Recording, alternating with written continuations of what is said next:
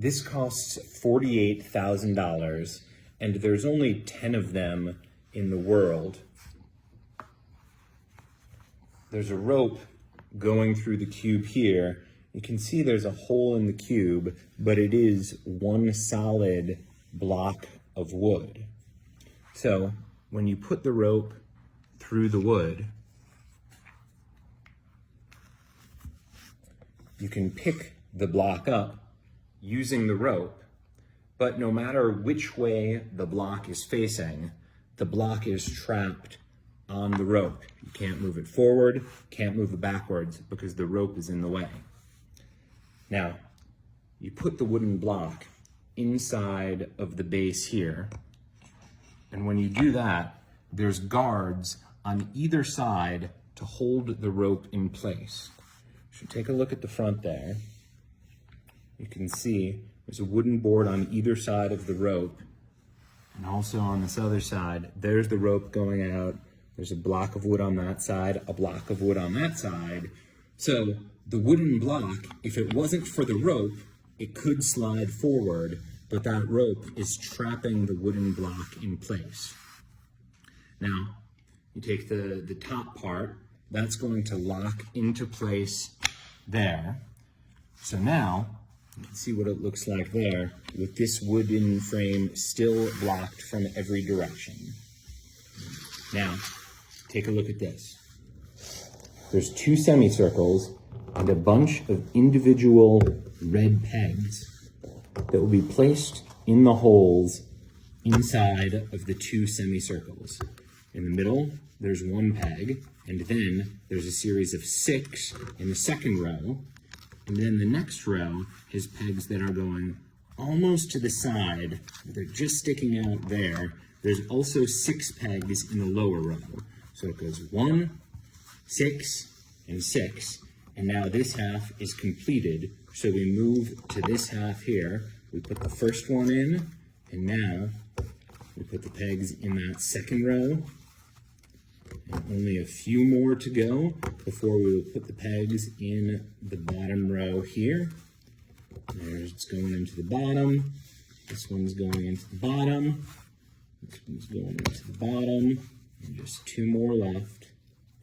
That goes in. This one goes in.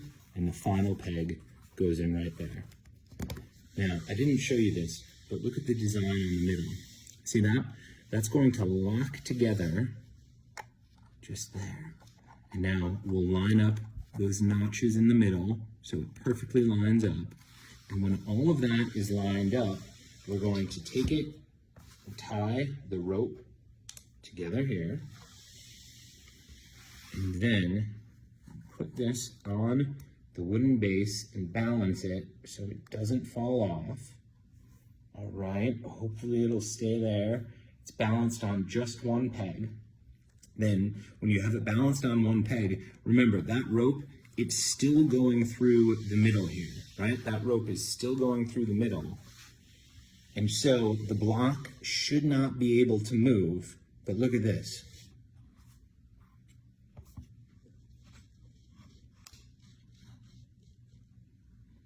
The block goes right through that rope. Let's take the sculpture out.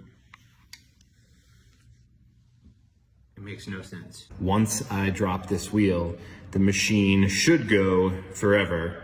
This is a perpetual motion machine that does not run on electricity or battery or anything.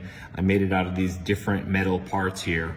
This wheel is very heavy. It's much heavier than it looks. And when it gets to the top here, it will have what scientists would call potential energy. Then as it comes down like that, it builds up kinetic energy. So the thought is that because the wheel weighs so much and there's no friction in the system, it will be a perfect transfer between the kinetic energy, the potential energy, and then back to potential, kinetic, so forth. And it will just go down almost like a yo-yo. But when you yo-yo in real life, it's not a perpetual motion machine because it's your hand that's throwing the yo-yo down and you're moving it. This is gonna work the same as a yo-yo where it'll go down like that, bounce up, but it should be enough in the system where this will go forever. All right, we almost got it to the top here. I'm so excited. I haven't tried it out. I've just been collecting these metal parts and building it together. You can see I just screwed this on myself. That base was to an old magic trick I had. And then, yeah, all these other things. The only thing that I'm somewhat nervous about is if you come look on the wheel, you can see there's slight imperfections there. There's color distortions. Yeah, there's little stuff there. So that makes me think that things are not perfectly symmetrical. There's this wear on the top of the wheel because I used it from a different machine. But I'm gonna look at these things on the side here. I'm gonna get them as close to each other as I can. They're even to each other, but not even on both sides. And I think I'm not gonna fix it because I worry I could do too much damage. So I'm gonna pinch it from the top here, and then I will let it go on the count of 3.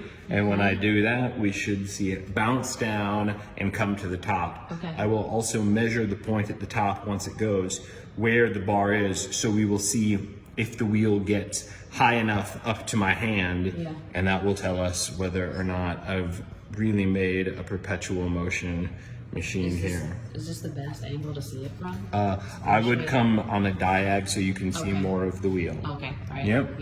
Okay, does it look good? Yeah, I'm gonna drop it. Yeah. All right. So I put my hand in here, and I'm gonna drop it on the count of 3. Okay. All right, here we go. 1, 2. It's a little higher. All right. 1, 2, and 3. Let's see. Oh no, it's wobbling. Oh, it's still even with the wobble. Yeah, it went all the way back. Wow, even with the and it's wobble. still going all the way back up. Yeah, it should go like that. Now it's wrapping itself in different direction every time. You can see. And I can see because of the wobble, it's losing a little bit each time, but still, look at it. There's no motor in this. There's nothing.